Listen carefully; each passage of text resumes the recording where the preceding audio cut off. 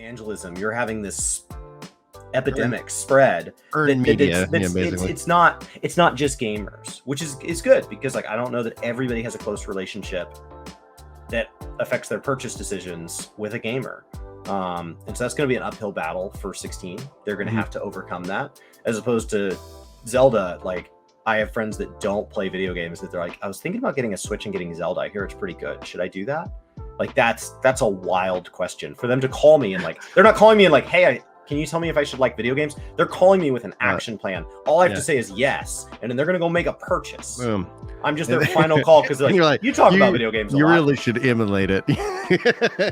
So like, if I say yes, they're going to go buy a Switch and Breath of the Wild today. Like, that's a wild phone call to receive. Yeah. And I have multiple friends that have done it. I just don't see how I'm going to have that same experience with 16. That some friend's going to call me in August and go, you got to go buy a PS5 and 16. Right. It's a really interesting kind of question, because when it comes down to it, because like I went all in on getting the physical collector's edition. That was just like this, like, I've never done anything like this. Let's just be ridiculous, and so I purchased that because like I was like, it's got a really cool map. It's got the statue. I was like, cool, I could put like the map up here. I'm like, yeah, this will be fun. I'm gonna nerd out, because I never have. I've always been like, what are we doing here? I did it for Breath of the Wild. I bought the big physical. Mm-hmm. Because Zelda is one of those games. Like, Ocarina of Time is like my favorite game of all time. And Final Fantasy X basically like shaped my childhood. So yeah, I bought Breath of the Wild, big physical collectors, and I'm not unhappy about that decision. I did not do it with Tears of the Kingdom because I don't have time right now. Yeah, time is always the limiting factor. The good thing is, like, for Father's Day, which is the week before, Julie's like, what do you want? I go, I just want some time to play 16, which comes out a couple days after. And she's like, you got it. I was like, perfect. So I'm going to be able to play and spend some time playing 16. My hope is to be able to sit down and truly beat the game before I have to go back to work on Monday. My fear is that, like with life, things get busy. Life finds a way, and then it's like, oh man, I haven't had a chance to sit down and finish that game, and it's been so long that I forgot what happened last time. So I hope, if nothing else, they have like the feature that I want in every Final Fantasy game or any RPG is that whenever you come back to the game, it's like, previously, this is what's going on. And Dragon Quest XI delivered that in spades. Like, just give me the rundown. Like, hey, by the way, okay, this is what just happened, and now we're gonna go talk to this guy.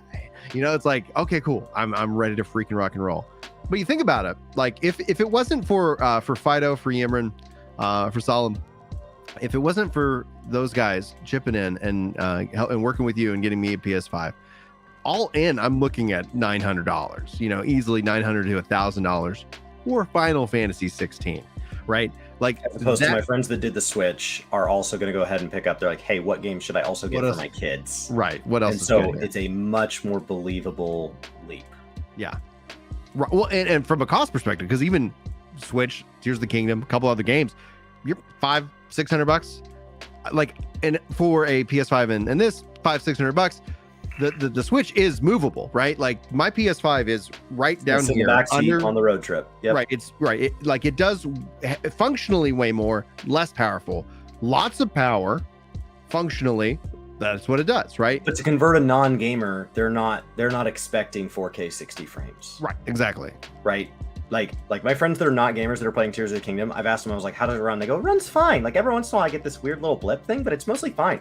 And like gamers, if it drops from like 60 frames to 59 frames and a boss fight has to be sampled from 4K down to 1080p, they're freaking raging. Like, we're just like, what the hell? And so like they're on the Switch having just an objectively worse performance experience than what we are. Mm-hmm. And they're totally fine. Yeah. Like, they had 3 Switches in the house, and I was hanging out with my niece and my nephew and my sister-in-law, and there was 2 copies of Tears of the Kingdom being played at the same time, and they were having a blast. Everybody was having a great time. They're like, look at this thing I built. I don't even know that my nephew is playing the game. Like, he's building his house, and he's like, I got a fish for my pond. It's like, he's just doing his own thing, man. Yeah. My sister-in-law's been playing the main quest, and she goes, wait, what? Like, she like looked up from what she was doing. She's like, fish for a pond. Yeah. Like, So like as you and I kind of as a general, like, I guess foundational rule, starting point really, because it flexes and it adjusts, right? Because I said that I beat, Forspoken in about 20 hours, and I would pay $40 for the game. So I'm perfectly fine with Forspoken being a $2 an hour amount of fun, right? Like, but that's kind of the calculation. Usually $1 per amount of fun and joy that you're having. I'm already approaching that for Diablo 4, like in terms of what I paid for it. Like, it is easily right on par. I bought the middle edition. I bought the $100 edition. I bought the 90. I bought the $100 edition. Hours. I'm easily right now, like I'm not at 100 hours, but right now, easily right now tracking that. I was like, this is great, and I could see this. You buy the 100 over the 90? I'm a simp when it comes to like that stuff. I always I panic and I'm like, I might okay, what, $10 more? Like maybe I'll want it. I don't know. it's the same reason. Anything in the 100 that because I generally also don't spend money after the fact, right? So the other aspect of a game, I don't generally engage in microtransactions at all. I don't generally like go into the store and buy like anything else. Like, there are like rare exceptions. Like I bought the battle pass for New World Season 1. I don't know yet if I'll buy the battle pass for Season 2. I'm right around level 50. July's on its way, right? Like life finds a way. And that's why I was like, if you don't let me keep it, I don't think I'm going to purchase it again. But so it generally is like, this is my maximum amount of money that I'm willing to commit to you. Here you go. And so I just kind of put that up front rather than like, just change it up. And so it's not a general 1-to-1 rule, but that's just kind of how I think about it. But you think about now, if that means true, and I say $1 per hour of fun for Final Fantasy 16, assuming that I had paid for the PS5, like at like 900, 1,000, like that's a lot of hours to sink into one game. The only other game that I think I've sunk that much time into is Final Fantasy 14.